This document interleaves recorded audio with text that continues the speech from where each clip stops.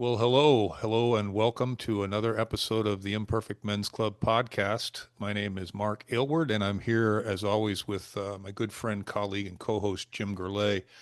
And I suppose it's worth mentioning, Jim, that it's now January 7th, and Happy New Year to everyone. And we took a couple weeks off, and so hopefully we won't be rusty. But it's the time of so this is episode one of season five.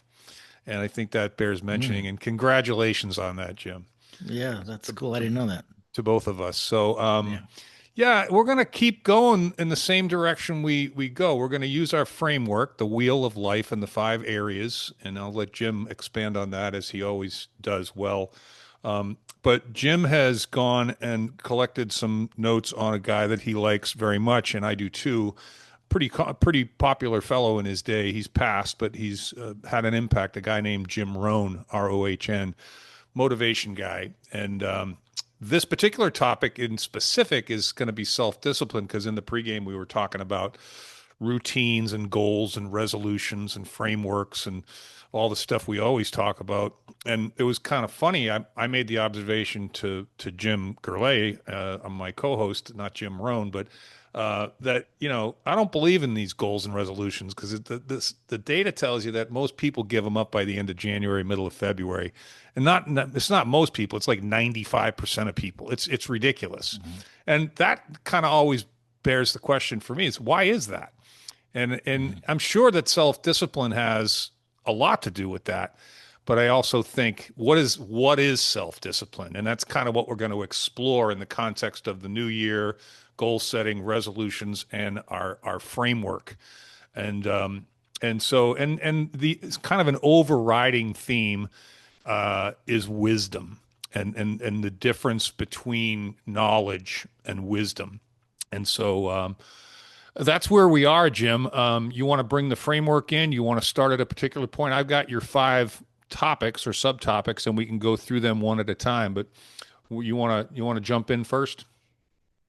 Yeah, I could jump in. Happy New Year to you, Mark. I didn't realize this is season five. That's kind of cool. Five Yeah. is my new favorite number. If I do things in fives, just because I have five fingers and I can at least keep track of five things instead of more. But yeah, I just always circling back to this framework that we um, created together 5 years ago, um, and that it just seems to work for everybody. And those five areas of our life, no particular order, start off with as men, particularly middle-aged men. And I say middle-aged, mid 30s, mid 40s, mid 50s, even mid 60s. Those are different time periods of your life, but it really is the framework of our profession. That is as a man.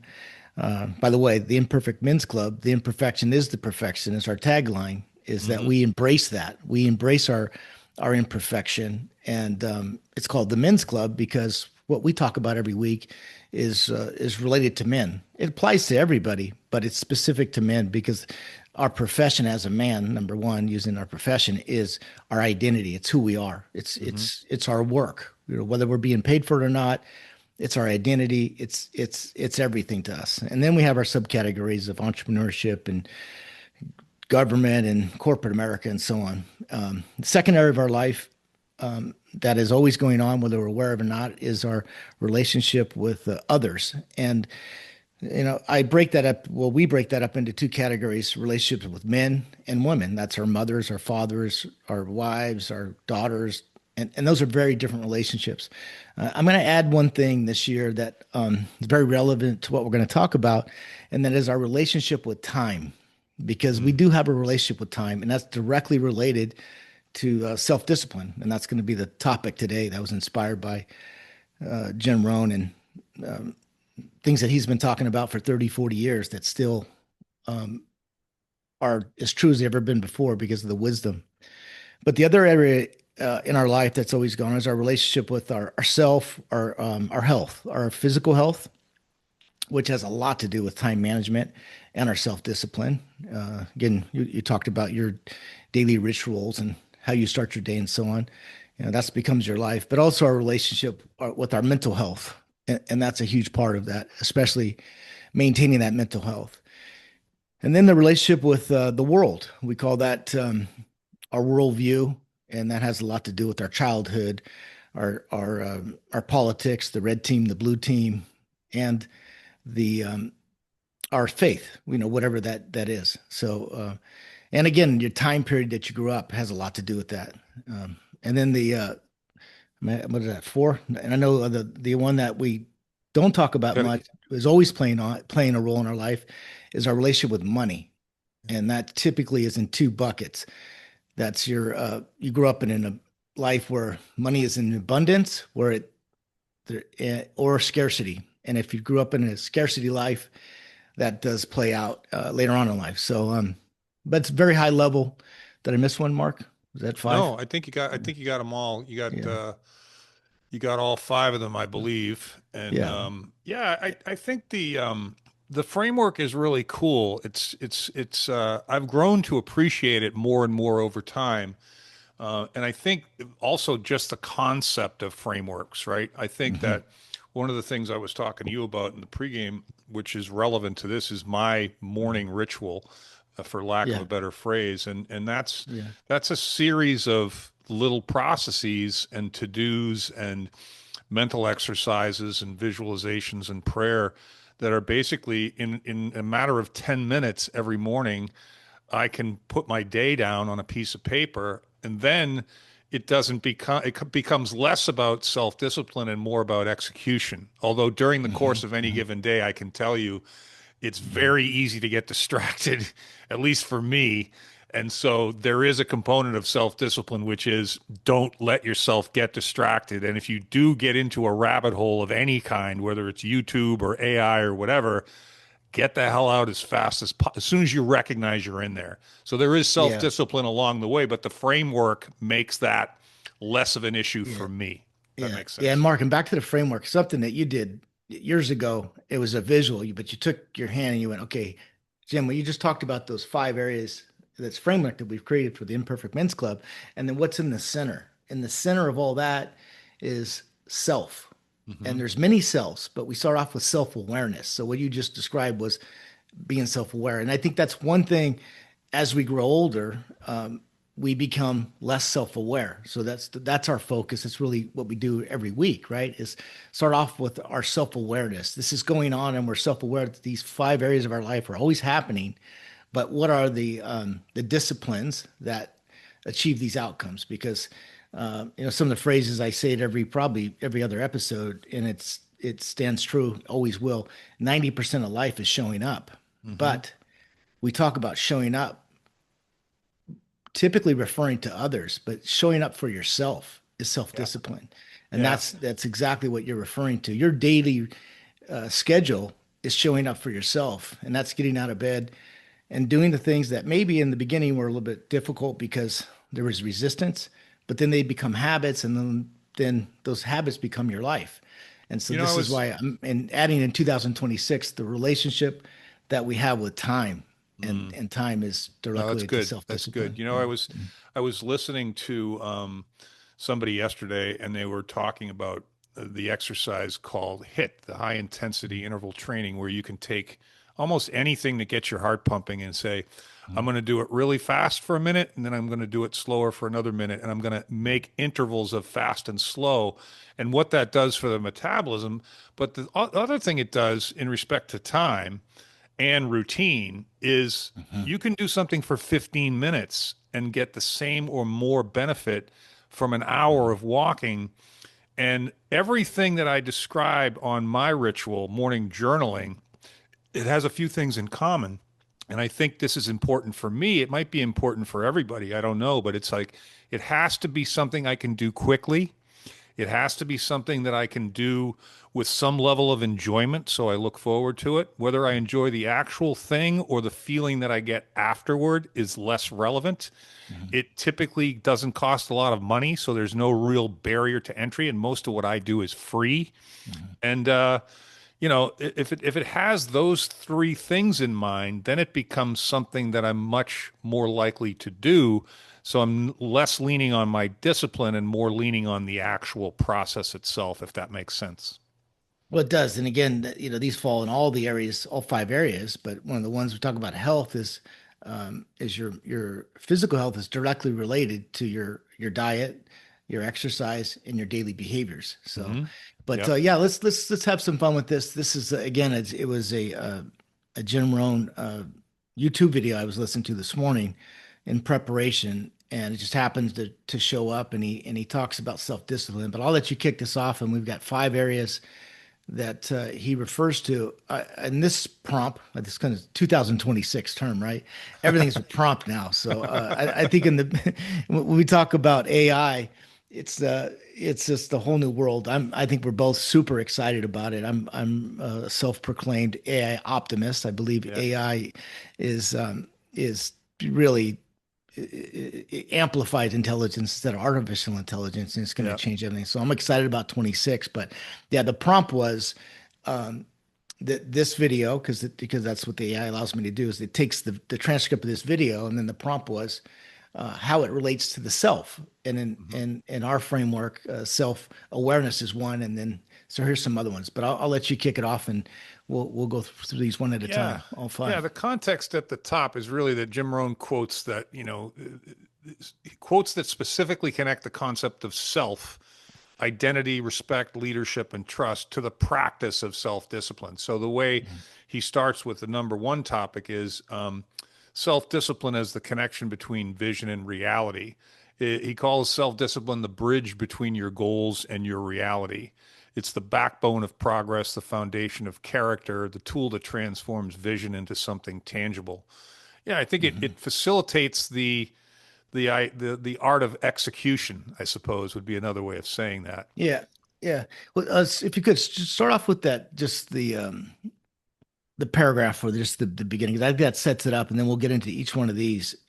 We'll knock them off one at a time. But yeah, Which if would you could just read the one that says the five Jim Rohn quotes self, and then in direct relation to uh, his message of self discipline, it talks about the video.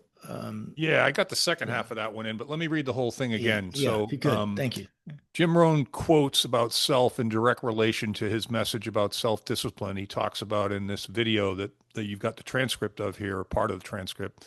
And based on the transcript, there are five Jim Rohn quotes that specifically connect the concept of the self to the practice of self discipline. And those are the Yeah. five items that we have to discuss. And Mhm. so, and again, the first one was this self discipline is the connection between vision and reality.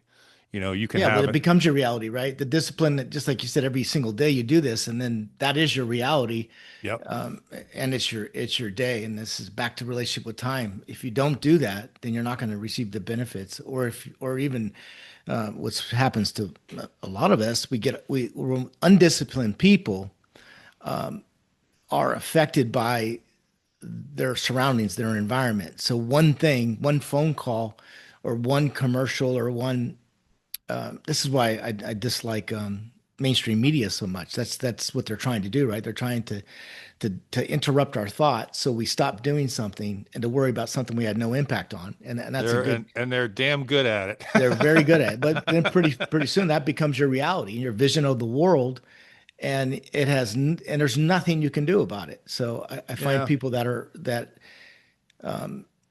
are attached to those things that they have no control of, that ends up controlling their life, and then they No, I waste a lot was of wrestling time. with that on Monday when I got Mhm. some news that made me a little upset and a little angry and a little worried, and I couldn't shake it. It took me out of my game for a few hours. I got it back, and I think that's Mhm. another part of self-discipline that I'm a little bit proud of, which is I still get distracted. I don't think that ever stops, but I recognize that I am quicker now, and I Mhm. stop myself and I get back into that's what's one of the nice things about my journal is all I have to do is look at that and say, now I know exactly where I left off, right? All I got to do is Yeah. look at that. That's my framework.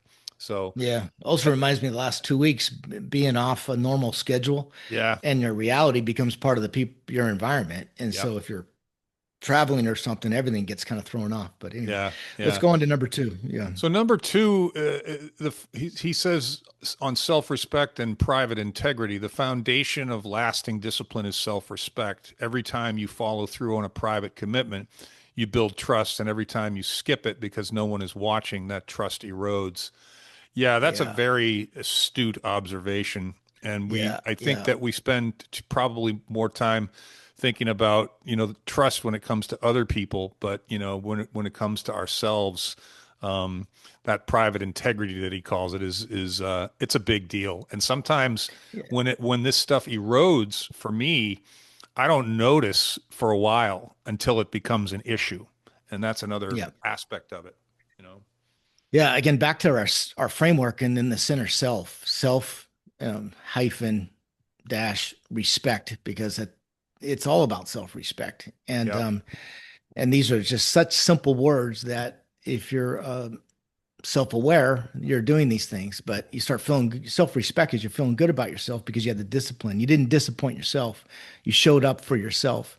And then before you know it, your confidence goes up. And when your confidence goes up, um, you have this law of attraction. People are attracted to you. When you have low confidence, the universe is off. So it's really about alignment, and it starts with self-respect. Yeah, So it's definitely alignment was popping into my head too. We've yeah, been fans of that word for a while. yeah. Um, so the next one, number three, on self-identity and emotional independence.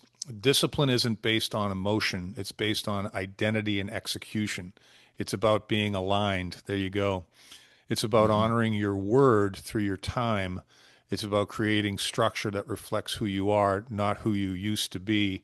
And I think that this is where this values thing comes in, right? I think that when I've been talking to people lately, the first step in my kind of coaching consultation with anybody, particularly a man, a middle-aged man, is this: are you aligned with are you doing and saying the things that you believe in?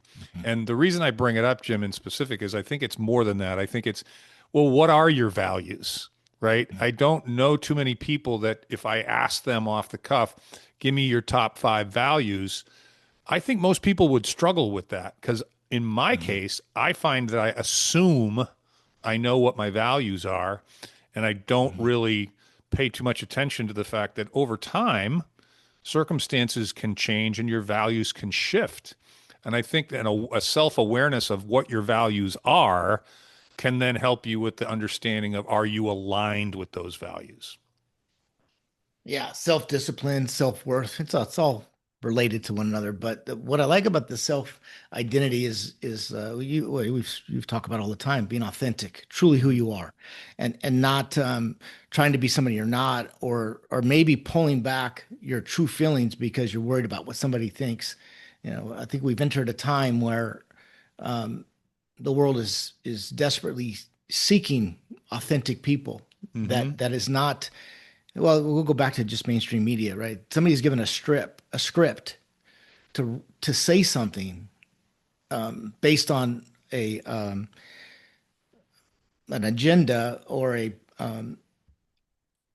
yeah. I mean, there's a lot of ways to describe what that is, but that's not authentic. They say the same thing over and over and over again. Well, There's an it's ideology yeah, or a message, basically propaganda in some cases.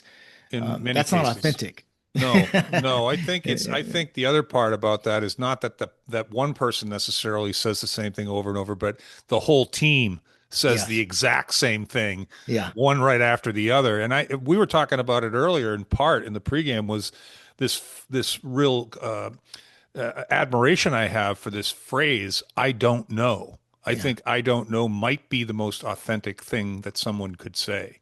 And Yeah. it scares a lot of people because people don't like to be considered not in the know, or stupid or naive or ignorant or whatever word you want to use.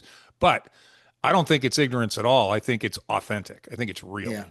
Emotional independence. That sounds easy, but it's not easy to be emotionally independent because you're going to piss some people off.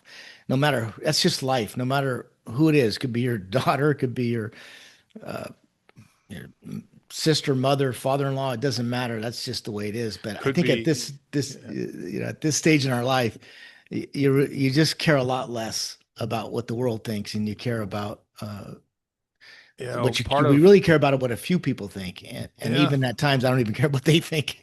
yeah. Well, I mean, it would be an ideal world to not care at all about what anybody thought, Yeah, not to be mean or to be dismissive, but It's like one of the things that allowed me to unhook from my disastrous marriage was not being emotionally dependent on what she felt about anything that I was doing or saying. And Hmm. that was a long period of time. I suppose it's another flavor of we live to impress our parents, our father, our mother, Hmm. maybe an older brother.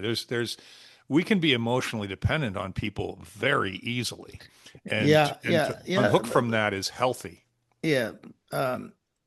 A little bit off topic, but it was mentioned in our pregame about this period we're in at this moment in time compared to, say, a year ago or even 2 years ago when it was the political climate. Let's just say we'll try to be as sensitive as we possibly can be in the. Fuck But that. I know I'm totally messing around, but yeah, I think there was a time period we were going through the I don't know was it the woke period or that time period was really bad. It was cringe in terms of people not being authentic at all. Yep. They were told to say something so they didn't hurt somebody's feelings, and I think it did a lot of damage. I think it did tremendous damage in I agree. suppressing opinions, and then they come out in other areas. But again, that's a whole other episode. But I think you Yeah, know what I'm yeah. talking about. No, it's totally relevant. So number four on self-leadership and resistance. This is where self-leadership really begins when you can feel resistance fully and still take action. When you can notice the voice that says you're not ready and say, that doesn't matter, I'm still going.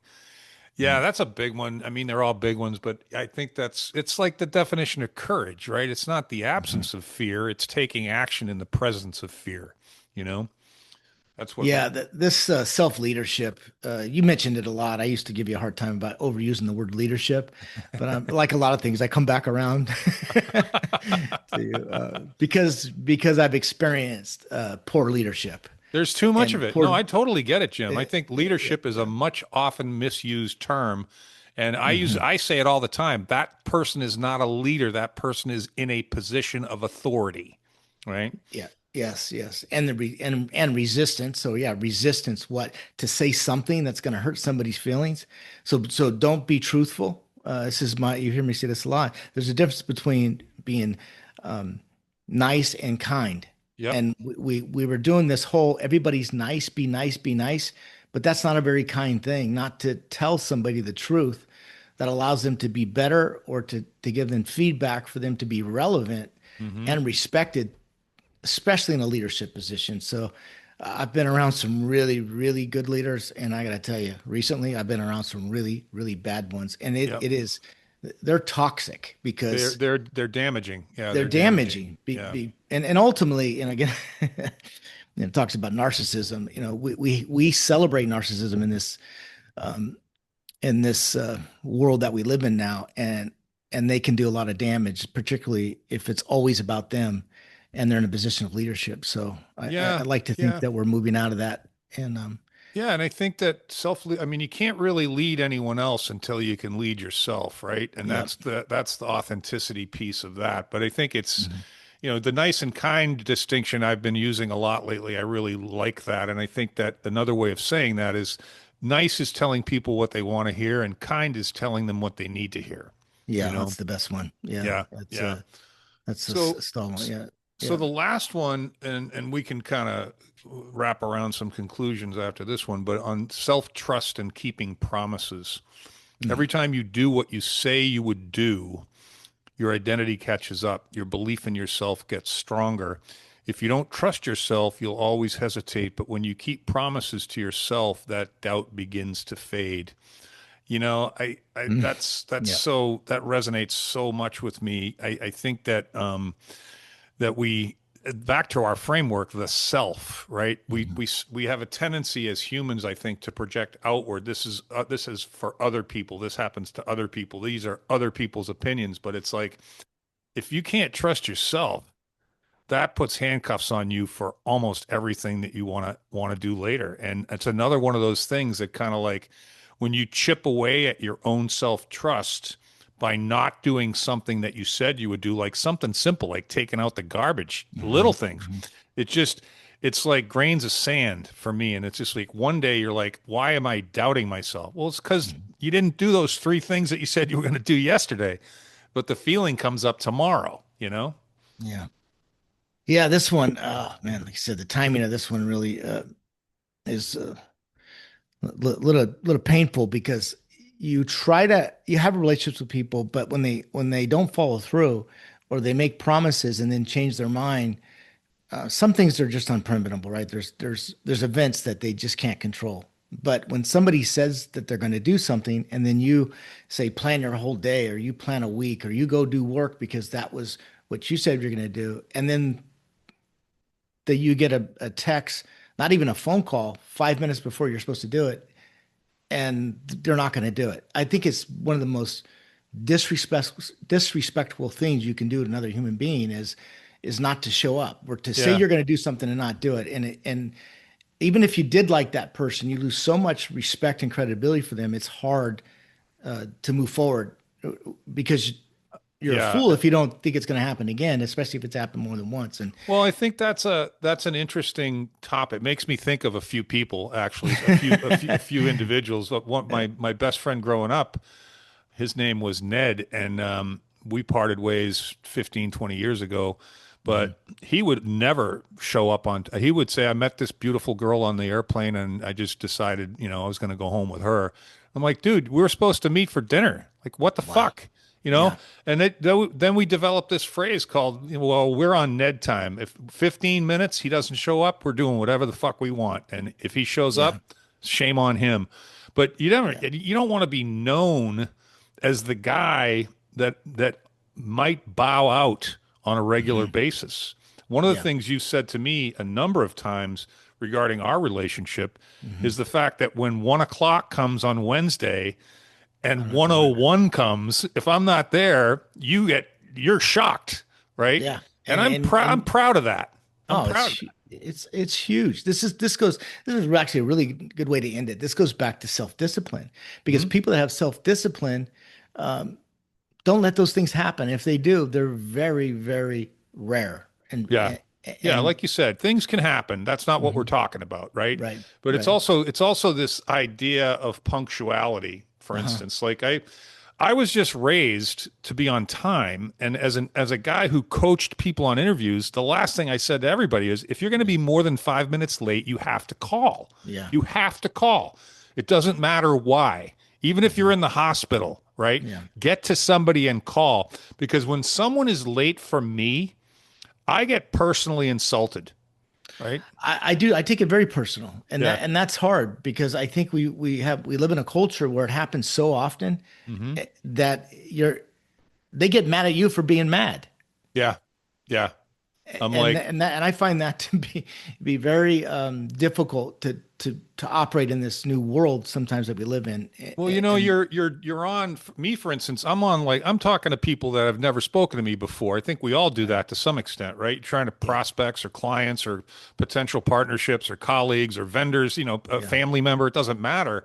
But it's like if someone's late to a Zoom call, just as a for instance, right? mhm, I'll be like, I'm not saying anything until I hear you say I'm sorry, right? mhm, Or some form of that. And I'm going to mhm. give you the opportunity to say that. But if you don't lead with that, this discussion's going a completely different way, right? Now, Yeah, is that reasonable for me to do that? I don't know, but I can't help it. So yeah. I don't get mad or emotional. I don't emote about that, but it leaves a mark with me, Jim. It leaves a Yeah, mark. yeah, yeah. Help me out here. We did an episode last year about being referable, and Yeah.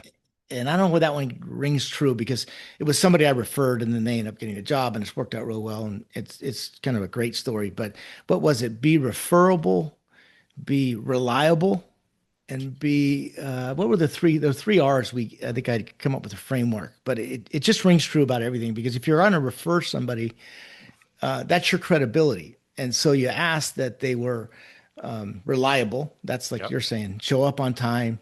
They follow through. But there was the other R's, and again, it applies to everything in life because it's the little things. Those are the people you remember, I and think you it can is. I count think on. that, Yeah, there's all kinds of different ways that we can collectively get better at a certain thing. But I think contextually, yeah, maybe that's a great thought to leave people with, which is yep, think about what it is to be referable. You have to be a number of different high quality things to be referable. You have to be trustworthy and honest. You have to Yep. be punctual on time. You have to be Reliable. consistent, Yep. right? You have to be somewhat wise and reliable. That's a Yep. big word. So maybe if somebody wants a resolution, Mhm. how referable can you become this year? Yeah. Become a referable person. Yeah. There you So go. good All right. Well, stuff. Well, happy Happy New New Year, Year. Mark. Yeah, Yeah. happy New Year, Jim. We'll talk next week. Sounds good. See you.